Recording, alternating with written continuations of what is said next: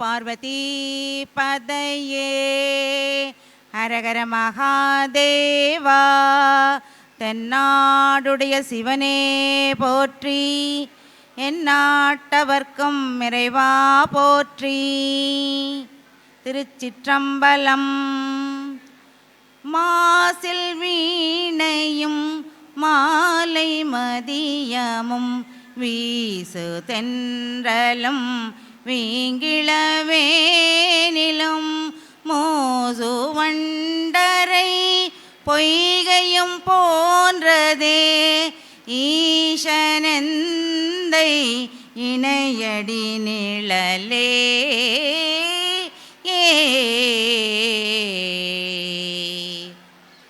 ஆம் அன்பர்களே, நம்மை பிறவி என்ற வெப்பத்திலிருந்து பாதுகாப்பது சிவனுடைய திருவடியாகி நிழல்தான். அப்படிப்பட்ட நெல்லையப்பரினுடைய திருவடி நிழலிலே எப்போதும் இருக்கக்கூடிய பாக்கியத்தை பெற்று இன்று இந்த சபை கூட்டத்தை அலங்கரிக்கும் ஆண்டார் சான்றோர் பெருமக்களே மற்றும் இன்றைய விழாவிற்கு வருகை தந்திருக்கும் பக்தகோடி ஜனங்களே, இந்த 10 நாள் திருவிழா மிக சிறப்புற நடைபெறுவதற்காக திருப்பணிகளை எல்லாம் செம்மையாக செய்து வரும் சிவனைய செல்வர்களே மற்றும் மெய்யன்பர்களே, உங்கள் அனைவரின் பொன்னார் திருவடிகளை மனம் மொழி மைண்களால் பணிந்து வணங்கி மகிழ்கிறேன். நம்முடைய சமயாச்சாரியர்களெல்லாம் நம்முடைய பெருமானை நமக்கு எப்படி அடையாளம் காட்டினார்கள் தெரியுமா? தோடுடைய செவியன், விடை ஏறியோன், தூவன் மதி சூடியவன், காடுடைய சுடலை பொடி பூசியவன் என்றெல்லாம் நமக்கு அடையாளம் காட்டி கொடுத்தார்கள் அல்லவா? அதே போல அவருடைய வண்ணத்தை எப்படி சொன்னார்கள் தெரியுமா? நம்முடைய ஞான குழந்தையாகிய சம்பந்த பெருமான் சொல்கிறார், பொங்கு அழல் ஒருவன் பூதநாயகன். அவன் அழல் உருவனாம், தீவடிவாக சிவந்த வண்ணமாக இருக்கிறானாம். சிவனாரது தோழனான சுந்தரர் சொல்கிறார், தன்னார் மதிசூடி தழல் போலும் திருமேனி. அப்போ அவர் என்ன சொல்கிறாருங்க? அவருடைய திருமேனியானது சிவந்த நிறம் என்று சொல்கிறார்.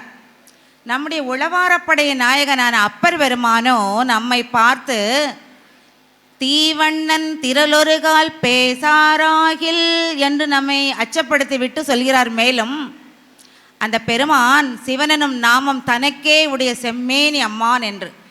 ஆக அருளாளர்கள் எல்லாம் ஞான கண் கொண்டு பெருமானுடைய வண்ணத்தை சிவப்பு என நமக்கு காட்டி கொடுக்க, இன்று நாம் நம் ஊனக்கண் கொண்டு பெருமானுடைய அந்த சிவந்த மேனியை சிவப்பு சாத்து அலங்காரத்திலே அழகாக பார்த்து ரசிக்க இருக்கிறோம் என்றால் அது நம் முன்சை தவப்பயன் என்றே சொல்ல வேண்டும்.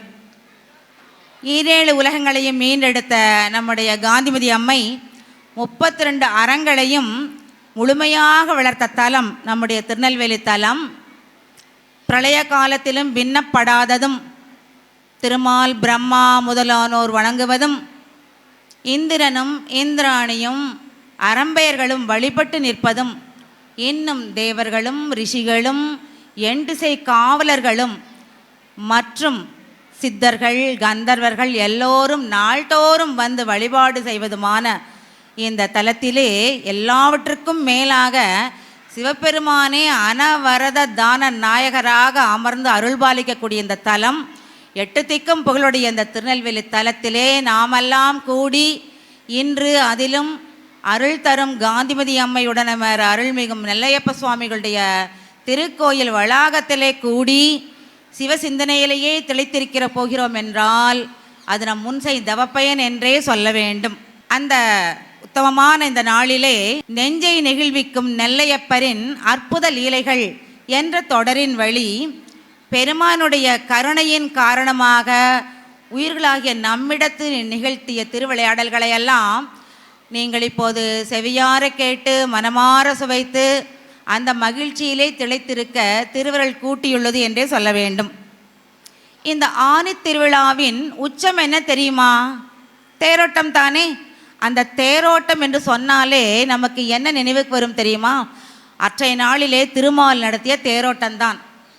முன்னொரு காலத்திலே திருமாலானவர் நம் நெல்லையப்ப சுவாமிகளை வேண்டி கேட்டுக்கொள்கிறார், பெருமானே தாங்கள் மணிமுடி சூடி செங்கோல் ஏந்தி இந்த மூவுலகையும் ஆட்சி செய்து வரக்கூடிய இந்த பட்டாபிஷேக கோலத்திலேயே தாங்கள் நெல்லை வீதிகளிலே திருவீதி உலா வர வேண்டும் என்று கேட்டுக்கொள்கிறார். நம்முடைய நெல்லையப்ப சுவாமிகளும் அதற்கு இசைகிறார். அவரது குறிப்பை உணர்ந்து கொண்ட நம்முடைய நந்தியம் பெருமானும் திருக்கயிலாயத்திலிருந்து உடனடியாக 2000 தந்தங்கள் உடைய அந்த வெள்ளை யானையை தருவிக்கிறார். மேலும் வைரங்கள் இழைக்கப்பட்ட முத்து பல்லக்கையும் தருவிக்கிறார். இப்போது நம்முடைய நெல்லையப்ப சுவாமிகள் அந்த ஐராவத வெண்மை யானையின் மேல் அமர்ந்து கொள்ள, அம்பாளோ அந்த முத்து பல்லக்கிலே அமர்ந்து கொள்ள இந்த வீதி உலாவானது தொடர ஆரம்பித்து விட்டது. இப்போது வாயு பகவான் வெண்சாமரம் வீச, வருண பகவானோ பன்னீர் தெளிக்க, அக்னி பகவானோ பந்தம் ஏந்து நிற்க, இந்த ரம்பை ஊர்வசி முதலான பெண்களெல்லாம் நடனமாடிக்கொண்டே வர, வித்யாதர பெண்களெல்லாம் அழகாக பாடிக்கொண்டு வர, பூதங்களெல்லாம் பலவித இசைக்கருவிகளை இசைத்து கொண்டு வர, இந்த இந்திரன், திருமால், பிரம்மா, இன்னும் விநாயகப் பெருமான், வேலவன் எல்லோரும் தத்தம் வாகனங்களிலே பின்னாலே இவர்களோடு வர இந்த வீதி உலாவானது அற்புதமாக தொடங்கிவிட்டது. இந்த வீதிகளிலே உள்ள வீடுகளில் பெண்கள் எல்லாரும் தங்களையும் தங்கள் வீடுகளையும் அழகாக அலங்கரித்து கொண்டு கையிலே மலர் மாலையோடும் மலர்களோடும் காத்திருக்கிறார்கள். பெருமானும் பெருமாட்டியும் அவரவர் வீதிக்கு வரும்போது இந்த மலர் மாலைகளை சாத்தி அவர்கள் திருப்பாதங்களிலே மலரிட்டு வணங்கி அவருடைய ஆசையை பெறுகிறார்கள்.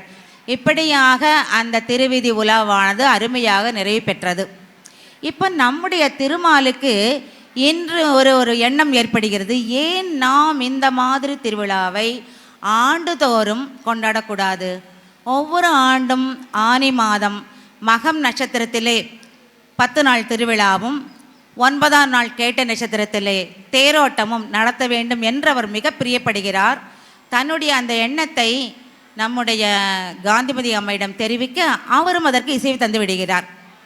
இப்போது ஆனந்தத்திலே மிதந்த அச்சுதன் அகத்தியரை அழைத்து அவரிடமிருந்து ஆகம் விதிகளையெல்லாம் தெரிந்து கொண்டு இந்த விழாக்களை நடத்துவதற்காக ஒரு விழா குழுவையே அமைத்து கொள்கிறாராம். பாருங்களேன், நமக்கெல்லாம் முன்னோடி. ஆக தேவர்கள், ரிஷிகள், முனிவர்கள், புலவர்கள், மன்னர்கள் கொண்ட குழுவை அமைத்து கொண்டு நித்திய கடமை, பட்ச திருவிழா, மாத திருவிழா, வருட திருவிழா என்று ஆண்டுதோறும் திருவிழா மயம்தான். இப்போது தேரோட்டம் சமயத்திலே திருமால் என்ன செய்கிறார் தெரியுமா? கோவில்களிலும் வீதிகளிலும் வீடுகளிலும் இன்னும் செய்குன்றங்கள், மாடங்கள் எல்லாவற்றையும் மலர்களாலே அலங்கரிக்க செய்கிறார். எல்லா இடத்திலும் தீபங்களை ஏற்றி வைக்க செய்கிறார். ஆங்காங்கே நவமணி தூண்களை நாட்டி வைக்கிறார். இன்னும் பொன்னாலும் மணியாலும் செய்யப்பட்ட அந்த பாவைகளையெல்லாம் ரத வீதிகளிலே அழகுற அமைத்திருக்க வைக்கிறார். சுவர்களிலே மிக அழகாக சித்திரம் தீட்டியும் சப்பரங்களை அலங்கரித்தும் யானை, குதிரை வாகனங்கள் அலங்கரித்தும் மிக அற்புதமாக இந்த நெல்லையை பார்த்தால் அந்த கைலாயம் போலவே காணப்படுகிறதாம். இப்போது மத்தளம், பேரிகை, முரசு முழங்க நம்முடைய வேதியர்களெல்லாம் வேதம் போத இந்த எண்வகை மங்கள பொருள்களோடு பெண்களெல்லாம் தூப தீபத்தோடு காத்து கொண்டிருக்க இந்த தேரோட்டமான தொடங்கி விடுகிறது. இந்த திருமால், பிரம்மா, இந்திரன் முதலானோரெல்லாம் தேருக்கு முன்னே வந்து வடம் பிடித்து கொள்ள மற்றவர்களெல்லாம் பின்னே நிற்க இந்த தேரோட்டமானது மிக அற்புதமாக தொடங்கி நிறைவு பெறுகிறது. அடுத்த நாள் சிந்து பூந்துறையில் நீராடி விட்டு பெருமானானவர் திருக்கோயில் வந்து அணைகிறார். இப்போ நம்ம நெல்லையப்பருக்கு ரொம்ப ரொம்ப மகிழ்ச்சி. உடனே திருமாலை அழைத்து, திருமாலே மிக அற்புதமாக இந்த விழாவை நடத்தினாய், உனக்கு என்ன வரம் வேண்டும் கேள் என கேட்கிறார். அப்போ திருமால் சொல்கிறார், யாரானாலும் சரிங்க, நான் மட்டுமல்ல, யாராக இருந்தாலும் இது மாதிரியான திருவிழாக்களை நடத்தினால் அவர்களுக்கு தாங்கள் சகல சௌபாக்கியங்களும் நீண்ட ஆயுளையும் தர வேண்டும் என்று வேண்டிக் கொள்கிறார்.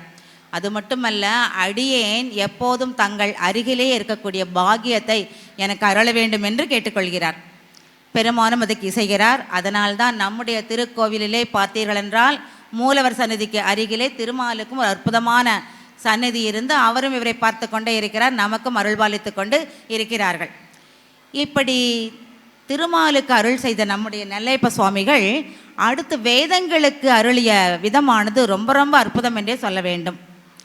ஒரு சமயம் பிரளய காலத்திலே எல்லா உலகங்களும் அழிந்து போக, திருமால், பிரம்மா, இந்திரன் முதலானோரும் அழிந்து போக, அழியாமல் இருப்பது கைலை மட்டுமே என்பதை உணர்ந்து கொண்ட அந்த 4 வேதங்களும் கைலையிலே சென்று ஓரிடத்திலே அமைதியாக அமர்ந்து கொண்டு தவம் செய்ய தொடங்கி விடுகின்றன. அவர்கள் தவத்தை மெச்சிய சிவபெருமான் உமையம்மையோடு அவர்களுக்கு காட்சி தந்து, வேதங்களே உங்கள் தேவை என்ன என கேட்கிறார். அப்போ வேதங்கள் சொல்கின்றன, பெருமானே, எப்படி எந்த ஊழிக்காலத்திலும் இந்த கைலாயம் அழியாமல் இருக்கிறதோ அதே போல பூலோகத்திலும் எந்த ஊழிக்காலத்திலும் அழியாத ஒரு தலத்தை தாங்கள் உருவாக்க வேண்டும். அந்த தலத்திலே நாங்களெல்லாம் மூங்கில் மரங்களாக பிறக்க வேண்டும். நீங்கள் அங்கே முத்தராக எழுந்தருள வேண்டும். நாங்கள் உமக்கு தாயாகும் பாக்கியத்தை எங்களுக்கு தர வேண்டும் என்று வேண்டிக் கொள்கின்றனர். மேலும் சொல்கிறாங்க, எங்களுடைய பேரிலேயே இந்த இடமானது வேணுவனம் என அழைக்கப்பட வேண்டும் என்றும் கேட்டுக்கொள்கிறார்கள். அப்போ சிவபெருமான் சொல்கிறார், வேதங்களே நீங்கள் வருத்தப்பட வேண்டாம். பூலோகத்திலே எந்த கற்பகாலத்திலும் அழியாத ஒரு தலம் உண்டு. அது தென் கைலாயம் என அழைக்கப்படுவது. எப்படி நாம் வடகைலாயத்திலே நித்தமும் தாமர சபையிலே நடனமாடிக்கொண்டிருக்கிறோமோ அதே போல நித்தமும் அந்த தென் கைலையிலையும் நான் நித்தமும் நடம் புரிந்து கொண்டிருக்கிறேன். அதனால் அந்த இடத்திற்கு நீங்கள் செல்லலாம். அந்த இடத்திற்கு நீங்கள் சென்றால் உங்களுடைய ஆசைகள் நிறைவேறும் என்று சொல்லி இடத்தையும் சுட்டி காட்டுகிறார். மேலும் சொல்கிறார், இந்த பூலோகத்திலே நாம் நடனமாடக்கூடிய 21 தாமர சபைகளுள்ளே இந்த தென் கைலாயத்தில் உள்ள தாமர சபைதான் முதன்மையானது என்றும் அவர்களுக்கு அறிவுறுத்தி நீங்கள் உடனேயே செல்லலாம் என்று சொல்லிவிடுகிறார். இப்போ சிவனார் அவர்களுக்கு இடத்தை காட்டிவிட்டார். இந்த வேதங்களும் அங்கு சென்று விடுகின்றன. அங்கே மூலலிங்கத்தை பார்க்கின்றன. மூலலிங்கத்தை சுற்றி அமர்ந்து கொண்டு தவம் செய்ய தொடங்கிவிட்டன. இப்போ அவர்களுடைய துதியை கேட்டு மகிழ்ந்த சிவபெருமான் சிறிது காலம் கழித்து உமையம்மையோடு அவர்களுக்கு தரிசனம் தந்தவராக சொல்கிறார், உன்னுடைய துதிகளிலே மகிழ்ந்தேன், நானும் இங்கேயே முத்தராக எழுந்தருள் இருக்கிறேன் என்று சொல்லி அந்த மூலலிங்கத்திலே புகுந்து நம்மளுக்கெல்லாம் அருள் பாலித்து கொண்டிருக்கிறார். அப்போ வேதங்களிலால் தான் நமக்கு வேணுவனநாதர் என்றும் வேய்முத்தநாதர் என்றும் பெருமான் திருநாமத்தோடு இருந்து அருள் பாலிக்கிறார் என்றதை நம்ம உணர்ந்து கொள்ள வேண்டும். இப்படி வேதங்களுக்கு அருளிய பெருமான் பாண்டிய மன்னன் ஒருவனிடத்து நிகழ்த்திய லீலையானது ரொம்ப சுவையானது, விறுவிறுப்பானது என்றே சொல்ல வேண்டும். ஒரு காலத்திலே நம்முடைய வளமான பாண்டிய நாட்டிலே மணியையும் முத்தையும் வாரி அள்ளி தரக்கூடிய தாமிரபரணி நதிக்கரையிலே மணலை என்ற ஒரு நகரம், நல்ல நீர்வளம், நிலவளம், ஏர்வளம், கார்வளம், கனிவளம் எல்லாம் நிறைந்த நகரம். அந்த நகரத்தை தலைநகராக கொண்டு முழுதும் கண்ட ராமன் என்ற பாண்டிய மன்னன் நீதிநெறி தவறாத ஆட்சி செய்து கொண்டு வருகிறான். அவன் தன்னுடைய ஆநெறிகளை எல்லாம் பராமரிப்பதற்காக ஒரு யாதவனை நியமிக்கிறான். அந்த யாதவனுடைய பெயருமே முழுதும் கண்ட ராமன் தான். அந்த ராமக்கோனார் தினமும் தன் பசுக்களோடு இந்த அரண்மனை பசுக்களையும் அழைத்து சென்று காலையிலே நல்ல மேய்ச்சல் நிலத்திலே மேய விட்டு மாலையில் திரும்பி வரும்போது பாலை கறந்து தன்னுடைய தலையிலே குடத்திலே வைத்து கொண்டு வருவார். அந்த வேணுவனம் வழியாக வந்துதான் அரண்மனைக்கு அந்த பாலை அவர் சேர்ப்பிக்க வேண்டும். அப்படி ஒரு நாள் அவர் வந்து கொண்டிருக்கும்போது அந்த மூங்கில் தூரானது அவர் காலை தட்டிவிட அந்த பானை கீழே விழுந்து விடுகிறது. ஆனால் என்ன ஆச்சரியம் பாருங்கள், பானை உடையவே இல்லை, ஆனால் பால் மட்டும் நிறைய சிந்து விடுகிறது. அடடா என்று நினைக்கிறவன் பாதி பாலை மட்டும் கொண்டு அரண்மனையை சேர்ப்பிக்கிறான். அடுத்த நாளும் இதே கதை. இப்போது அரண்மனையிலே அவனை திட்டுகிறார்கள், என்ன தினமும் பால் குறைவுகிறதே என்று. இல்லை இல்லை, நாளை சரியாகிவிடும் என்று சொன்னவன் திரும்பி வீட்டுக்கு வரும்போது நினைக்கிறான், இந்த மூங்கில் தூரானது தினமும் என்னை வேண்டும் வேண்டும் என்றே தட்டி விடுகிறது, நான் என்ன செய்கிறேன் பார் என சொன்னவனாக அடுத்த நாள் கையிலே ஒரு கோடாரியும் எடுத்துக்கொண்டு வருகிறான். இப்போ அடுத்த நாளும் இவன் பாலை கறந்து எவ்வளவோ கவனமாக வந்தும் அதே இடத்திலே கால் இடறி விழ பானை கீழே விழுந்து விடுகிறது. ஆத்திரப்பட்ட ராமக்கோனார் கோடரையை கொண்டு அந்த தூரை வெட்டுகிறார். வெட்ட வெட்ட என்ன ஆச்சரியம், உள்ளே இருந்து ரத்தம் பெருகி கொண்டு வருகிறது. எட்டி பார்க்கிறார், அங்கே ஒரு சிவலிங்கமானது வெட்டப்பட்ட நிலையில் காணப்படுகிறது. அச்சப்பட்ட நம்முடைய ராமக்கோனார் விடுவிடியென்று ஓடி வந்து மன்னனை பார்க்கிறார். மன்னா மன்னா, இப்படி ஒரு சிவலிங்கத்தினுடைய வெட்டுப்பட்ட பகுதியிலிருந்து இரத்தமானது பெருகி கொண்டே இருக்கிறது என்று சொல்ல, மன்னனும் இது ஏதோ தெய்வ செயல்தான் என்று புரிந்தவராக மந்திரி பிரதானியர்கள் அழைத்து கொண்டு அப்படியே வேணுவனத்திற்கு விரைகிறார்கள். வேணுவனத்தில் நுழைந்த உடனேயே அந்த மன்னனுக்கு ஒரு நல்ல மகிழ்ச்சியும் புத்துணர்வும் ஏற்படுகிறது. அந்த நிலையிலேயே அவன் வேகமாக வருகிறான். மூலலிங்கத்திற்கு தென்மேற்கே ஒரு சிவலிங்கத்திலிருந்து இரத்தம் பெருகுவதை பார்த்தவன் ஓடோடு சென்று தன் கையாலே அந்த இரத்தத்தை துடைக்கிறான். உடனே நின்று விடுகிறது. பெருமானே, இது உன் திருவிளையாடல் புரிந்து கொண்டேன், அடியேனுக்கு உன்னுடைய திருமேனியும் காட்டி அருள வேண்டும் என்று வேண்டிக் கொள்கிறார். பெருமானம் அவருக்கு ஒளிவுடைய லிங்கமாக ஒளிர்ந்து காட்டுகிறார். இப்போ மன்னன் சொல்கிறான், பெருமானே, தாங்கள் இப்படி சின்ன வடிவமாக இருந்தால் நான் எப்படி தங்களை வணங்க முடியும்? எப்படி உங்களுக்கு ஆராதனை அபிஷேகம் செய்து மாலைகள் எல்லாம் சாத்துவது? தாங்கள் சற்று வளர வேண்டும் என்று கேட்டுக்கொள்கிறார். உடனே பெருமானம் சரி வளர்கிறேன் என்று சொல்லி வளர்கிறார். வளர்ந்து கொண்டே போய் இந்த மண்ணுக்கும் மிண்டுக்குமாக வளர்ந்து நிற்கிறார். அந்த சிவலிங்கத்தினுடைய சிரசிலே ஒரு பாகம் வெட்டுப்பட்ட பகுதியும் குருதி தோன்ற இடமாக காணப்படுகிறது. மேலே தேவ துந்திபிகள் முழங்க தேவர்களெல்லாம் பூமாறி பொழிகிறார்கள். நம்முடைய மன்னன் நெடுஞ்சான் கடையாக வீழ்ந்து வணங்கி வேண்டிக் கொள்கிறான், பெருமானே, ஆதி வடிவத்துக்கே தாங்கள் குறுக வேண்டும் என்று கேட்டுக்கொள்ள பெருமானம் அதே போல வடிவத்துக்கு சுருகி வந்து விட்டார். இப்போ மன்னனுக்கு சந்தோஷம். உடனே நல்ல ஆகம விதிகளை தெரிந்து கொண்ட சிற்பிகளை அழைத்து இந்த சிவலிங்கத்திற்கு ஏற்ற ஆவுடையை அமையுங்கள் என்று சொல்கிறார். முதல் ஆவுடை அமைத்து போகிறார்கள். ஆனால் பெருமான் சற்று நிமிர்ந்து வளர்ந்து விடுகிறார். 2வது பீடம் போடுகிறார்கள். மறுபடியும் பெருமான் நிமிர்ந்து வளர்கிறார். இப்படியே 21 பீடங்கள் போட்டும் பெருமான் வளர்ந்து கொண்டே இருக்கிறார். மனம் வந்து போன நம்முடைய மன்னன், பெருமானை, இது என்ன சோதனை? தாங்கள் தயவு செய்து பழைய வடிவத்துக்கே குறுக வேண்டும் என்று கண்ணீர் வடித்து வேண்டுகிறார்.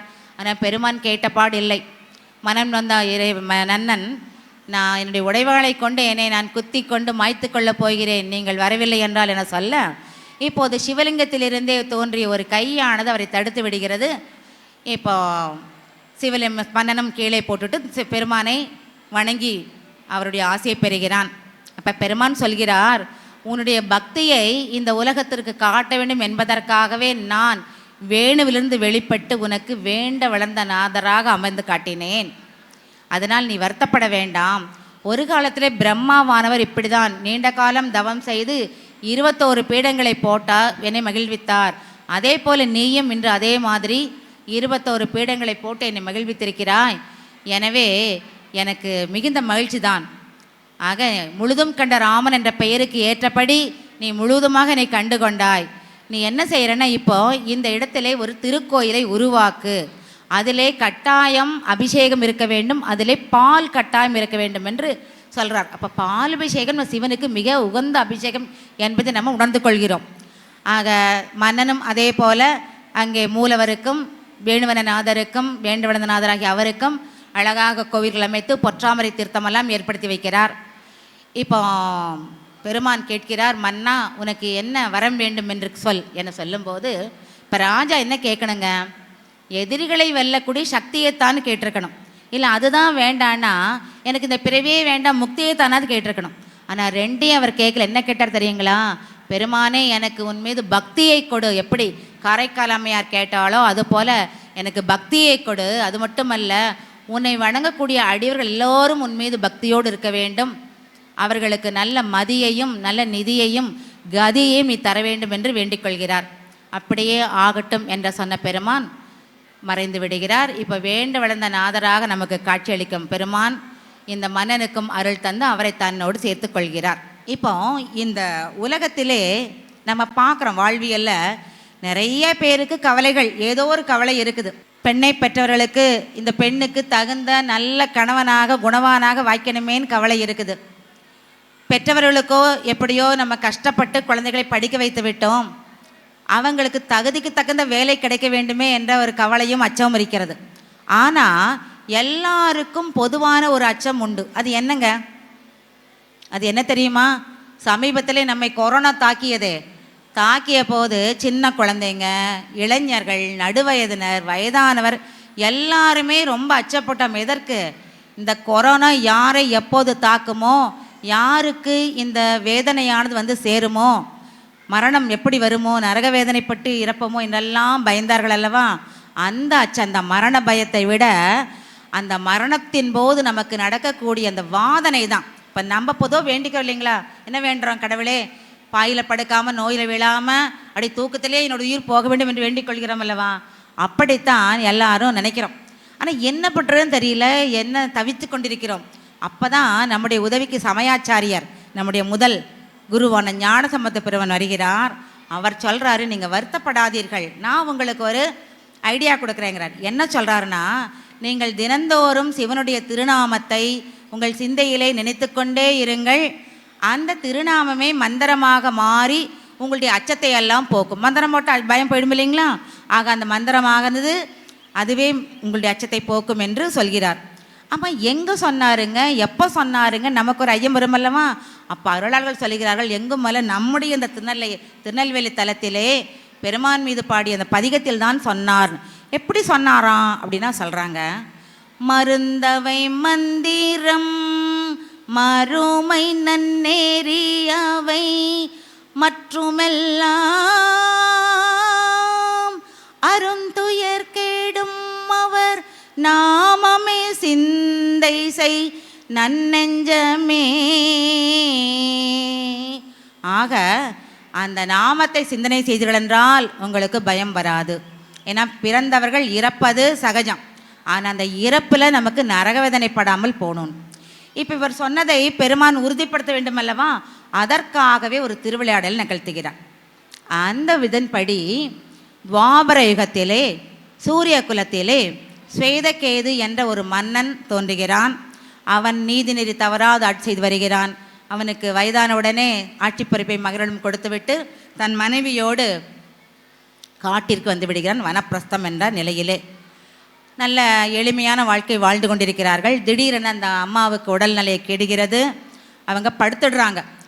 படுத்ததுக்கப்புறம் அவங்க ஆவி பிரிவதற்கு முன் அந்த அம்மா பட்ட வேதனை, நரக வேதனை வாயால் சொல்லி மாளாது.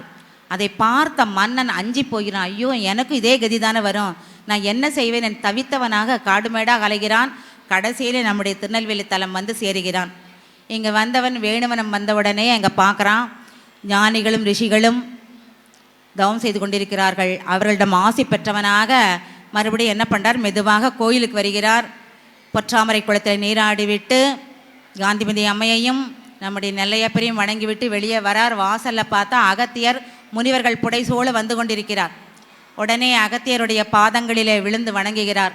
அப்போ அகத்தியர் அவரை தன் குடிலுக்கு அழைத்து சென்று, உனக்கு என்ன துன்பம், ஏன் என்ன கலக்கமாக இருக்கிறாய் என கேட்க, அப்போ அவர் சொல்கிறார், இது மாதிரி எனக்கு கதையெல்லாம் சொல்லி எனக்கு நரகவேதனை இல்லாத மரணம் கிட்டினால் பரவாயில்லை என சொல்ல, அகத்தியர் சொல்கிறார், நீ சரியான தலத்திற்கு வந்திருக்கிறாய்.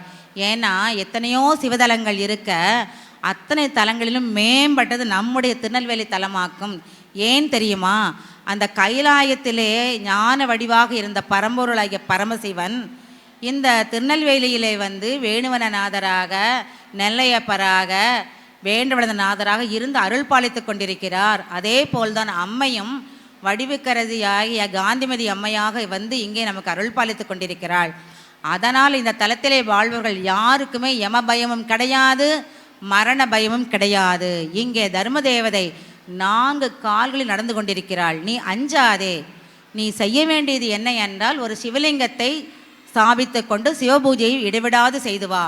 சிவபூஜை செய்து திருநாமங்களை சொல்லி அர்ச்சனை செய்தால் உனக்கு இந்த மரண பயம் இல்லாமல் போய்விடும் என்று சொல்கிறார். உடனே ஸ்வேதகேதுவும் அவர் சொன்னது போல ஒரு சிவலிங்கத்தை ஸ்தாபித்து கொண்டு கர்மசிரத்தையாக பெருமானுடைய நாமத்தை சொல்லிக்கொண்டே அவரை வணங்கி கொண்டிருக்கிறார்.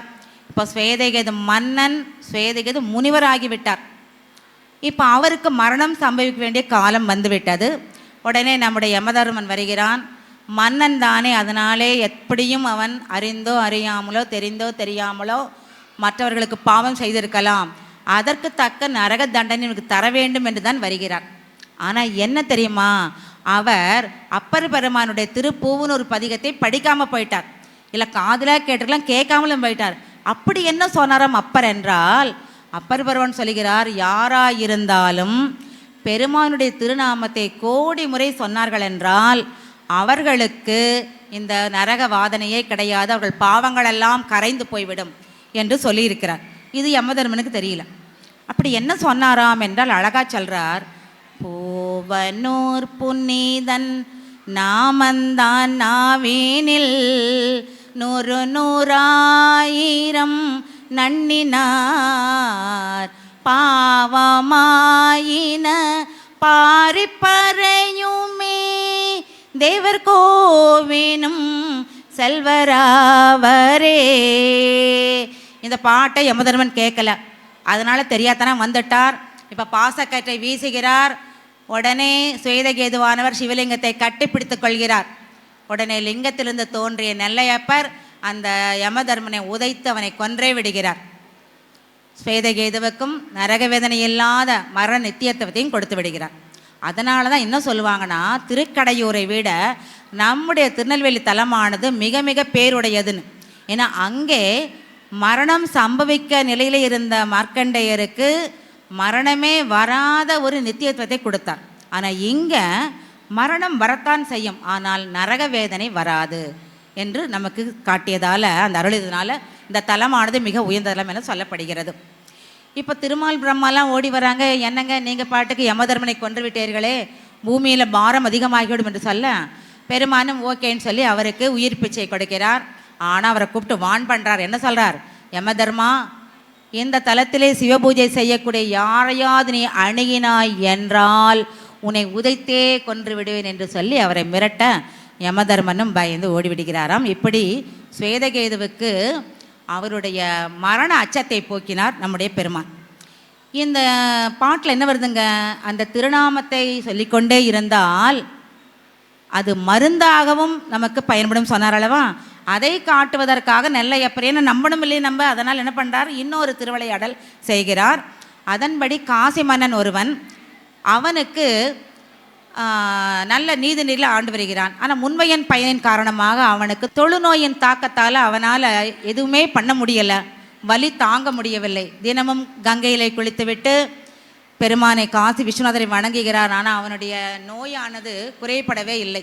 இப்போ கடைசியில் சுவாமிகிட்ட சொல்கிறான் அந்த மன்னன், எனக்கு நீ நல்லது செய்யவில்லை என்றால் நான் என்னையே இங்கே உன் முன்னாலேயே உடைவோடால் குத்தி மாய்ந்து விடுவேன் என்று சொல்ல, இப்போது காசி விஸ்வநாதர் வெளிப்பட்டு, மன்னா நீ அஞ்ச வேண்டாம், நீ என்ன பண்ணுறேன்னா பொதிகை மலையிலே உற்பத்தியாகி வரக்கூடிய அந்த தாமிரபரணியானது குறிஞ்சி, முல்லை, மருதம், நெய்தல் என்ற 4 வகை நிலங்களையுமே வளப்படுத்தி கொண்டு வருகிறது. அது மட்டுமல்ல, மக்களுக்கும் மாக்களுக்கும் உயிர் தரக்கூடிய மருந்தாகவும் தண்ணீர் விளங்குகிறது. நீ அதனால் நெல்லை சென்று தாமிரபரணியில் நீராடி அந்த நெல்லையப்பரை வணங்கு. எல்லையில்லா கருணை உடைய அந்த நெல்லையப்பர் உன் தொல்லையெல்லாம் தீர்ப்பார் என்று அவரை ஆற்றுப்படுத்துகிறார். இப்போ நம்முடைய காசி மன்னன் பரிவாரங்களோடு இங்கே வந்து சில காலம் தங்கி தாமிரபரணியில் குளித்து பெருமானையும் பெருமாட்டையும் வணங்குகிறார். ஒரு அற்புதமான நாளிலே குளிச்சுட்டு வெளியே வர அவருடைய மேனியெல்லாம் பொன்மேனி போல வீசுகிறது. யாரை மாதிரிங்க? சுந்தர பெருமான் ஒரு முறை தோல் நோய் வந்தபோது திருத்துருத்தி தலத்திலே சென்று குளத்திலே குளித்தப்போ அவருக்கு எப்படி புண்ணெல்லாம் மாறி பொன்னாக ஆச்சோ அதுபோல் இவருக்கும் புண்ணெல்லாம் போய் மேனி பொன்னாக ஆகிவிட்டதாம். ஆக பெருமானுடைய மந்திரம் எவ்வளவு வலிமை உடையது என்பதை நம்ம கொஞ்சம் உணர்ந்து கொள்ள வேண்டும். அடுத்தது, பெருமான் மட்டும் கருணையுடையவள் அல்ல, அம்பாளும் அப்படித்தானே. அம்பாள் 32 அறங்களையும் இந்த தலத்திலே முழுமையாக செய்தவள். அந்த 32 அறங்களிலும் முதன்மையானது என்ன தெரியுமா? அன்னதானம் இல்லையா? அன்னதானத்தினுடைய பெருமையை கர்ணன் உணர்ந்தது போல யாருமே உணர்ந்ததில்லை என்றே சொல்ல வேண்டும். மகாபாரதத்தில் கர்ணனை தெரியும், இடது கை கொடுப்பது வலது கைக்கு தெரியாதும்பாங்க. உயிர் காக்கும் கவச குண்டலங்களே தானமாக கொடுத்தவன், செய்த புண்ணியங்களையெல்லாம் யாராக கேட்டான் தானமாக கொடுத்தவன், அப்படிப்பட்ட வள்ளல். அதனால் அவன் இறப்பிற்கு பிறகு அவனுக்கு நல்ல சொர்க்கலோகம் கிடைக்கிறது, சுகமாக தான் இருக்கிறான். ஆனாலும் அவனுக்கு ஒரு பிரச்சனை என்னன்னு கேட்டிங்கன்னா, தினம் சாப்பிட்ட உடனே மீண்டும் பசி வருகிறது. இந்த பசி தீரவே மாட்டேன் என்கிறது. நான் எத்தனை தான தர்மம் செய்தேன், ஏன் எனக்கு இன்னும் இப்படி ஒரு பசி நோயை கொடுத்தா இறைவனே என்று நினைத்து கொண்டு அந்த சொர்க்கத்தின் அதிபதியை கூப்பிட்டு கேட்குறார். ஐயா, எனக்கு ஏன் இப்படி ஒரு நிலைமை என கேட்க, இந்த பசி போக மாட்டேங்கிறது, இதுக்கு ஏதாவது ஒரு வழி சொல்லுங்கள் என்று சொல்ல, அவர் என்ன சொல்ல தெரியுங்களா? உன் வலது கையிலே உள்ள சுட்டு விரலை எடுத்துக்கோ, அது உன் வாயில் வைத்துக்கொண்டு சுவைத்து கொண்டே இரு, சரியாயிடுன்ட்டார். அதே மாதிரி அவர் சுட்டு விரலை எடுத்து வாயில் வைத்து சுவைக்கிறார். அவருக்கு அந்த பசி உணர்வு போய்விடுகிறது. அப்போ கேட்குறார் கர்ணன், என்ன இது மந்திரமா மாயமா, என் விரலில் என்ன இருந்தது அப்படிங்கிறப்போ அவர் சொல்கிறார், அதெல்லாம் ஒன்றும் இல்லை, நீ எத்தனையோ தானம் செய்திருக்கிறாய், ஆனால் அன்னதானம் செய்திருக்கிறாயா? ஐயோ இல்லையே பெருமானே. ஆனால் உன்னிடம் ஒருவன் வறியவன் உணவில்லாமல் வந்தான். அவன் என்ன கேட்டான்னா, சுவாமி எனக்கு பசிக்கிறது, உணவு கொடுன்னு கேட்டான். உங்கள்கிட்ட உணவு இல்லை, நீ என்ன பண்ண? இதோ அங்கே அன்னதானம் நடக்கிறது, அங்கே சென்று நீ சென்றால் உனக்கு வயிறார சோறு கிடைக்கும் என்று சொன்னாய். அந்த புண்ணியந்தான் இந்த விரலில் வந்து இப்போ உன்னுடைய பசியை தீர்த்திருக்குது என்று சொல்கிறாராம். ஆக அந்த அன்னதானத்துக்கு அவ்வளோ பெருமைங்க. அதுவும் நம்ம நெல்லையிலே அன்னதானம்னா அதை விட பெரிய பெருமை. இந்த தலத்திலே ஒரு பிடி சோறு நீங்கள் தானமாக கொடுத்தீங்கன்னா 100 அஸ்வமேத யாகம் செய்ததற்கு சமமாக. ஒரு மெய்யடியாருக்கு இலை போட்டு உணவு பரிமாறினா அவங்க பரிமாறினவங்களுடைய சந்ததிக்கே பலகாலத்திற்கு அன்னக்கவலை இருக்காதான். அன்னக்கூடம் நாட்டி யாருக்காவது நிறைய பேருக்கு சாப்பாடு கொடுத்தா அவர்களெல்லாம் பெருமானின் அருகில் இருக்கக்கூடிய அந்த நிலையை அவங்களுக்கு பெறுவார்களாம். நம்முடைய உமையம்மையே அகத்தியரின் மனைவியாகிய லோபமுத்திரை தேவியிடம் சொல்லுகிறார், லோபாதேவி, பிற தலங்களிலே 1000 அந்தணர்களுக்கு நீ அன்னதானம் செய்தால் பெறக்கூடிய பலனை இந்த தலத்திலே ஒரு அந்தணர் செய்தால் போதும் உனக்கு கிடைக்கும் என்று சொல்லுகிறான். இப்போ இதெல்லாம் இவங்க சொன்னால் போதாது இல்லையா? இதுக்கு நமக்கு எப்பவும் சும்மா நம்ப மாட்டோம், ப்ரூஃப் கேட்போம். அப்போ நெல்லையப்பர் இதை நிரூபிப்பதற்காகவே தான் ஒரு திருவிளையாடலை மேற்கொள்கிறார். அதன்படி ஒரு சோழ நாட்டிலே சூரியபுரம் என்ற ஊரிலே சசிவண்ணன் என்ற ஒரு வேதியன், அவன் தினந்தோறும் பிரம்மயாகம், தேவயாகம், பிதிரியாகம் முதலான 5 வகையான மகா யாகங்களை செய்பவன். மேலும் 6 வகையான தொழில், எதெல்லாங்க? ஓதல், ஓதுவித்தல், வேள்வி செய்தல், செய்வித்தல், ஈதல், ஏற்றல் என்ற 6 வகை தொழிலையும் அற்புதமாக செய்து கொண்டு வருவன். ஆனால் அவனுக்கு வாய்த்த மகன் சசிவண்ணனோ, அவனுக்கு என்ன பிடிக்கும் தெரியுங்களா? கொலை, கொள்ளை, வழிப்பறி, இதுதான். அப்போ அவன் என்ன பண்ணுறான், ஒரு நாள் ஒரு அந்தணனை கொன்று விட்டு அவனுடைய உடைமைகளை எல்லாம் திருடிக் கொள்கிறான். ஆனால் அதை பார்த்த ஊருக்காரங்க நல்லா அவனை அடித்து துரைத்து துவம்சம் செய்து ஊரை விட்டு துரத்தி விடுகிறார்கள். ஊரை விட்டு ஓடிப்போன சசிவண்ணனுக்கு வயதாகி விடுகிறது. அப்படியே சுற்றிட்டு வர்றான். கடைசியில் நம்ம நெல்லை தலத்திற்கு வந்து சேருகிறான். இங்கே வந்தபோது இங்கேயும் அவன் அந்த அக்ரஹாரத்திலே பிச்சை எடுத்து உண்டு கொண்டிருக்கிறான். இரவிலே அந்த வேதியர்களுடைய புறத்தெண்ணையிலே படுத்துக்கொள்வான். அப்படி ஒரு நாள் அவனுக்கு உணவே கிடைக்கவில்லை. அப்போ அவன் நினைக்கிறான் என்ன பண்ணலான்னு யோசிச்சுட்டு இருக்கும்போது அந்த தென்னைக்குரிய வேதியரும் மனைவியும் கோயிலுக்கு போயிடுறாங்க. இதுதான் தக்க சமயம் என்று கருதியவனாக அந்த வீட்டை உடைத்து வேற ஒன்றும் செய்யலை, அடுக்கடையிலே சென்று சோற்றுப்பானை எடுத்து கொண்டு வந்து வைத்து நல்ல வயிறு முட்டை சாப்பிட்டு விடுகிறான். சாப்பிட்டதுக்கு அப்புறமும் அவன் கையிலே நிறைய சாதம் இருக்கிறது. அப்போ அங்கே ஒரு ஏழை பிராமணன் பிச்சைக்கு வருகிறான். அந்த மிச்சமான சாப்பாட்டை அவனுடைய தட்டில் விடுறான். இப்போ அவனுக்கு ரொம்ப சந்தோஷத்தில் பாடிக்கொண்டே படுத்து கிடக்கிறான். அப்போது ஒரு நாகப்பாம்பு ஆடிக்கொண்டே வந்து அவனை கொத்த அவன் உயிர் பிரிந்து விடுகிறது. இப்போ இவன் உயிர் பிரிந்தால் யார் வருவார்கள்? யமதர்மனா சிவகணங்களா?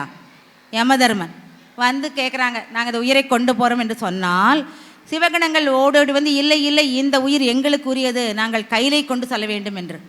அப்போ யமதர்மனுடைய ஆட்கள் கேட்குறாங்க, என்ன இது, இவன் சரியான கொள்ளையெல்லாம் செய்தவன், பஞ்சமா பாதம் செய்தவன் ஆயிட்டேன்னு சொல்லும்போது, இல்லை இல்லை, இவன் நெல்லையிலே ஒருத்தனுக்கு ஒரு பிடி சோறு உணவிட்டானா, அதனால் அவனுக்கு கைலாயம் கிட்டிவிட்டது என்று. எப்படி பாருங்க. ஆக திருடி தின்ன சோத்தில் ஒரு பிடி சோறு போட்டதுக்கே கைலாயம் கிடைக்குதுன்னா நாமெல்லாம் கஷ்டப்பட்டு சம்பாதிக்கிறவங்க நம்ம மனமோடு மற்றவர்களுடைய கஷ்டத்தை உணர்ந்து அன்னதானம் செஞ்சோன்னேன்னா சாப்பாடுங்கிறது நமக்கு அடிப்படை தேவை. நம்முடைய சைவ சமயமானது வாழ்வியலோடு ஒன்றி வருவது. அது என்ன சொல்லுது பாருங்க. காலையில் பெண்கள் குளித்து விட்டு வாசல் தொட்டு கூட்டி பெருக்கி எதில் கோலம் போடணுங்க? பச்சரிசி மாவில். நம்ம இப்போ போடுறதில்லைங்கிறது வேற கதை. பச்சரிசி மாவிலே கோலம் போடணும். எதற்காக என்றால் எறும்புக்கு ஃபஸ்ட்டு தானம் ஆரம்பித்து விடுகிறது. எறும்புக்கு தான் அன்னதானம். அடுத்து என்ன பண்ணுறாங்க? குளித்து முடித்து விட்டு காக்காய்க்கு சாப்பாடு எடுத்து வச்சோம்னா தான் என்ன பண்ணுவாங்க, மற்றவங்களுக்கு பரிமாறுவார்கள். ஆக காக்கைக்கு ஒரு தானம் ஆகிறது. நம்முடைய 63 நாயன்மார்களும் தினந்தோறும் யாராவது ஒரு அடியவருக்கு அவை சொன்னாலே ஐயமிட்டு உண் என்ற வகையிலே ஒருத்தருக்கு சாப்பாடு, மிச்ச சாப்பாடை போடல, சாப்பிட்றதுக்கு முதல்ல சாப்பாடை கொடுத்துட்டு தான் சாப்பிட்டாங்க. ஆக அப்படியெல்லாம் நம்முடைய சமய குறவர்கள் நாயன்மார்கள் நமக்கு ஒரு முன்னோடியாக இருக்கிறார்கள். நம்ம என்ன நினைக்கணுங்க, நல்லா இருக்கிறவங்க இல்லாதவர்களுக்கு அவர்களுடைய வறுமையை உணர்ந்து நம்மால் முடிந்த அன்னதானத்தை கட்டாயம் செய்ய வேண்டும். ஏன்னா நமக்கு எத்தனையோ குறிக்கோள் இருக்கலாம். நமக்கு மேலான குறிக்கோள் என்னங்க? என்ன நம்முடைய ஆசை என்னங்க? பங்களா கட்டுறதில்ல, கார் வாங்குறதில்ல. என்ன நம்முடைய ஆசை? துன்பக்கலப்பில்லாத இன்பம் என சொல்லக்கூடிய அந்த முக்தி இன்பமாகிய பிறவியே இல்லாத பேரின்பினை அடைவது தான். அப்போ இது என்ன பண்ணுறதுன்னு நம்ம மக்கள் எல்லாம், உயிர்கூட்டங்கள் எல்லாம் சிந்திக்கின்றன. அப்போ குமரகுருபரர் வரார். நான் சொல்கிறேன் வாங்க சொல்லிட்டு அவர் என்ன பண்ணுறாரு, முதல்ல சில அருளாளர்களை கேட்கிறார். இந்த முக்திக்கு எளிய வழி, ஏதாவது ஈஸியான வழி இருக்கா? நம்ம அப்படி தானே கேட்பாங்க, ஏதாவது ஈஸியாக மெத்தட் இருக்கான்னு கேட்குறார். அப்போ சொல்கிறாங்களாம், திருவாரூரிலே பிறந்தால் முக்தி, காசியில் இறந்தால் முக்தி, திருவண்ணாமலை நினைத்தாலே முக்திங்கிறாங்க. அப்போ நம்முடைய குமரகுருவர் சொல்கிறாரு, பிறப்பும் இறப்பும் நம்ம கையில் இல்லை, ஆனால் திருவண்ணாமலை பெருமான் நினைக்கலாமே, அது எளிதுதானே நினைக்கிறார். ஆனால் டகால் தாய்மானர் வருகிறார். அவர் சொல்கிறார், இந்த நினைப்பதற்கான கருவி மனம். இந்த மனமும் ஒரு குரங்கு, அப்படியே தாவிட்டே இருக்கும் இல்லையா? அதனால் நம்மளால் தாய்மானருடைய கூட்டுறது, மதம் பிடித்த யானையும் கட்டி விட்டுறலாம், சிங்கத்தின் வாயையும் கட்டலாம், கரடி வாயும் கட்டலாம், சிங்கத்து மேலே ஏறி கூட நம்ம சவாரி பண்ணலாம். அதே போல் நீர்மேல் நடக்கலாம், தீமேல் நடக்கலாம். ஆனால் சிந்தையை அடக்கி சும்மா இருக்கிற திறம் பெறுவது அரிதுன்ட்டார். நிஜந்தானே? இவர் மட்டும் இல்லைங்க, பட்டினத்தார் சொல்கிறார், பெரிய அருளாளர் தான். அவரே என்னங்கிறார், எனக்கு அந்த ஒரு மனம் ஒன்றி பெருமானை வழிபட முடியவில்லை. எப்படி சொல்கிறாராம்? கையொன்று செய்ய விழியொன்று நாட, கருத்தொன்று எண்ண பொய்யொன்று வஞ்சக, நான் ஒன்று பேச, புலால் மனம் கமழும் மெய்யொன்று சார, செவியொன்று கேட்க, வினையேன் செய்யும் பூசையை எவ்வாறு கொள்வாய், வினை தீர்த்தவனே கச்சி ஏகம்பனே என்று சொல்கிறார். அது உண்மைதானங்க. நம்ம வாழ்க்கையிலே பார்க்குறோம், வீட்டில் சிவ பூஜை செஞ்சிட்ருக்குறோம், பூஜை செய்யும்போது சுவாமிக்கு அர்ச்சனை பண்ணுறோம், பண்ண திடீர்னு நாங்கள் ஏதோ காலிங் பெல் சவுண்டு கேட்குது, ஐயோயோ பையன் வந்துட்டான் போல இருக்கு, எனக்கு சீக்கிரமாக போகணும், இட்லி சட்னி ரெடி பண்ணுன்னா நான் பண்ணா விட்டுட்டோமே அப்படின்னு என்னுடைய எண்ணமெல்லாம் எங்கேயோ போகுது, சாமி விட்டுட்டோம் இல்லைங்களா? அதுதானே உண்மை. ஒரு அரை நிமிடம் கூட நம்மால் மனம் ஒன்றி அவனை நினைக்க முடியவில்லை. இதை நம்ம மட்டும் சொல்லலைங்க, அருணகிரிநாதரே சொல்கிறார். எப்படி சொல்கிறாரு? சரண கமலாலயத்தை அரை நிமிட நேரமட்டில் தவமுறுதியானம் வைக்க அறியாத, சடக சடமூடமட்டி பவமதினிலே சனித்த, தமியன் மிடையால் வருத்தம் உருவேனோ அப்படிங்கிறார். ஆக இதுவும் ரூல் அவுட் ஆகிடுது. ஆக எளிதான வழி என்னன்னு கேட்கும்போது இன்னொருத்தர் சொல்கிறார், சிதம்பரம் சென்று அந்த பெருமானுடைய கூத்தை நீங்கள் கண்ணாலே காணுங்கள், உங்களுக்கு முக்தி கிடைத்துவிடும் என்று. அப்போ இது எளிதான வழி அல்லவா? நமக்கு பிடிக்குதோ பிடிக்கல, போய் சாமியோட நடனத்தை கண்ணை திறந்து பார்த்தா போகுது, மனம் எங்கேயோ போகட்டும், கண்ணு மட்டும் பார்த்தா போகுது, முக்தி கிடைக்கும் என்றால் எளிதான வழி அல்லவா? அதனால் நம்முடைய குமரகுருபரர் தன்னுடைய நூலான சிதம்பரம் மும்மணி கோவையிலே இந்த கருத்தை பதிவு செய்து கொள்கிறார். என்னங்கிறாரு? சிற்றியர்க்கிறங்கும் பெரும்பற்ற புலியூர நின் திருக்கூத்து ஒரு கால் நோக்கில் பரகதி பெறுவர் என்று. ஆனால் நம்ம நெல்லை தலப்புரணத்தை அருளிய நெல்லையப்ப பிள்ளை சொல்கிறாரு, இத்தனை கஷ்டம் வேண்டாங்க, எங்கள் திருநெல்வேலிக்கு வாருங்கள், தாமர சபையை தரிசனம் செய்யுங்கள், உங்களுடைய எண்ணம் ஈடேறும், முக்தி கிடைக்கும் என்று சொல்கிறார். அது மட்டுமல்ல, தாமர சபையை பார்த்தவன் எவனோ அவனை யார் கண்டார்களோ அவர்களுக்கும் முக்தி கிடைக்கும் என்று சொல்கிறார். இது எளிதான வழி இல்லவா? நெல்லையப்ப பிள்ளை சொல்லிட்டாரு. இதை எப்படி சாமி சொன்னால் நம்புவோம் நம்ம இல்லைங்களா? அதனால் சுவாமி என்ன பண்ணுறார், ஒரு திருவிளையாடலை நிகழ்த்த தொடங்கிவிட்டார். அவர் என்ன செய்கிறாருன்னா, கேரளாவிலே அன்னதி என்ற ஒரு இடத்திலே தொண்டி என்ற ஒருவன் வாழ்ந்து வருகிறான். அவன் அப்பா அம்மா பேச்சை கேட்க மாட்டான், அதே மாதிரி நல்ல சுற்றத்தர பேச்சை கேட்க மாட்டான், கெட்டவர்களே நாடுவான், நிறைய கொலை கொள்ளை அவனுக்கு வேணும்னா எல்லாம் செய்வான். அப்போ நிறைய கொலை செய்ததுனால அவனுக்கு பிரம்மகத்தி தோஷம் பிடித்து விடுகிறது. அதனால் அவனுக்கு உடம்பெல்லாம் ஒரே வலி நோய் ஏற்பட இதை எப்படி தீர்த்து கொள்வதுன்னு தெரியாமல் அங்கே இங்கு சுற்றிட்டு கடைசியில் நம்முடைய திருநெல்வேலி தரத்துக்கு வருகிறான்.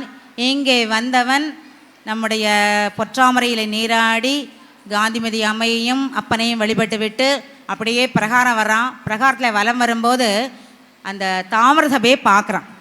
அது முன்னால் நின்ன உடனே இவனுக்கு என்ன தோணுதுன்னா, எப்படி ஒரு இருட்டானது வெளிச்சம் வந்தால் ஓடியே போயிடுமோ அதுபோல் இவன் அந்த தாமரசை பார்த்த உடனேயே இவன் உடம்பிலே உள்ள அந்த துன்பங்களெல்லாம் அவனை விட்டு நீங்கி விட்டதாக உணர்கிறான்.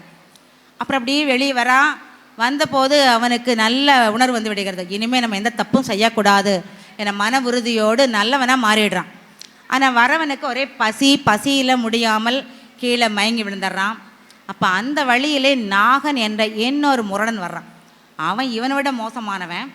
அவன் என்ன பண்ணுறான்னா, இவன் கிடக்கிறான், இவனை உருட்டுனா ஏதாவது கிடைக்குமா, ஆதாயம் கிடைக்குமான்னு பார்த்து உருட்டி பார்க்குறான், ஏதாவது காசு போனால் நகை கிடைக்குமான்னு. ஆனால் அவனே ஒன்றும் இல்லாமல் வந்திருக்கான் இல்லைங்களா. உடனே கோபத்தில் எட்டி உதைக்கிறான். திருடங்க அப்படி தானே பண்ணுறாங்க, நம்மகிட்ட ஒன்றும் இல்லைன்னா நம்மளே அடிக்கிறாங்க, ஏன் போடலைன்னு. அது மாதிரி அவனை 2 உதை கொடுத்து போட்டு பார்த்தா அவனுக்கு உணர்ச்சி வந்து விடுகிறது. அப்போ என்னங்கிறான், தன்னுடைய கதையெல்லாம் சொன்ன உடனே இவன் சரி வா என்னோடு நீ தோழமையாக இருன்னு சொல்லி 2 பேரும் ஃப்ரெண்ட் ஆகிடுறாங்க. ஆனாலும் இந்த தொண்டி கெட்ட வழிக்கு போகவில்லை, அந்த நாகன் கெட்ட வழி விடவே இல்லை. ஆனால் 2 பேரும் ஃப்ரெண்ட்ஸ் தான். இப்போ கடைசியில் மன்னனுடைய ஆணையால் இந்த நாகனுக்கு ஒரு மரண தண்டனை கிடைக்கிறது. கூட இருந்த பாவத்துக்கு அவனுக்கும் மரண தண்டனை. இப்போ இது 2 உயிரும் பிரிந்த உடனே நம்முடைய யமதர்மன் வேகமாக வர்றார். இது 2ஐயும் நம்ம தான் கூட்டிகிட்டு போகணும். இப்பவும் யார் வர்றாங்க, சிவகணங்கள் வருகிறார்கள். வந்து இந்த உயிர் எங்களுக்கு உரியது, ஏன்னா தாமர சபையை பார்த்தாலே அவங்களுக்கு முக்தி கிடைக்கும். அதனால் நீங்கள் அவர்களை வந்து இப்போ நம்ம சொல்கிறோம் இல்லைங்களா, காசிக்கு போயிட்டு வருவாங்க, அந்த காலத்தில் ரொம்ப கஷ்டப்பட்டு தான் போயிட்டு வருவாங்க. அவங்கள பார்க்குறவங்களுக்கு என்ன தோணுன்னா, நம்ம பார்த்தா நமக்கும் புண்ணியம் கிடைக்கணும். இப்பவும் கையிலை சென்று வருவர்களை வணங்குகிறோம், நமக்கு முக்தி கிடைக்குது அல்லவா, அது மாதிரி தான். அதனால் அந்த மாதிரியான இந்த பெரிய முக்தியை தந்தது முடிய நம்ம அவனை பார்த்தாலும் முக்தி, அவனை பார்த்ததை பார்த்தாலும் இவனுக்கு முக்தி என்று சொல்கிறார். ஆக பெருமானானவர் இப்படி பல விதத்திலும் நமக்கு தன்னுடைய திருவிளையாடலால் நிறைய செய்திகள் சொல்லிக்கொண்டே இருக்கிறார். ஆனால் நாம் இந்த திருவிளையாடலாம் கேட்டுட்டு பொழுதுபோக்க கதையாக எண்ணாமல் இந்த ஒவ்வொரு லீலையிலும் பெருமான் நமக்கு என்ன மெசேஜ் கொடுத்துருக்கார், நமக்கு ஒரு குறிப்பாக ஒரு செய்தி சொல்லியிருக்கலாம். என்ன வேணுங்க, இப்போதில் எப்போதும் நம்ம சிவனுடைய நாமத்தை சொல்லிக்கொண்டே இருக்க வேண்டும். நிறைய குழந்தைங்க கேட்கலாம், எங்களுக்கு நேரமே இல்லைங்களேன்னு.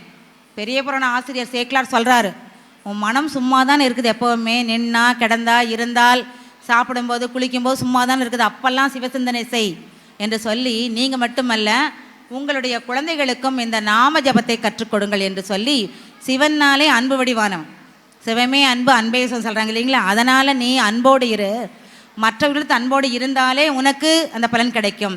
ஆனால் இல்லாதவர்களுக்கு நீ உன்னால் முடிந்த சாப்பாடெல்லாம் அன்னதானம் பண்ண, முடிந்தால் அறங்களை செய் என்றும் சொல்கிறார்.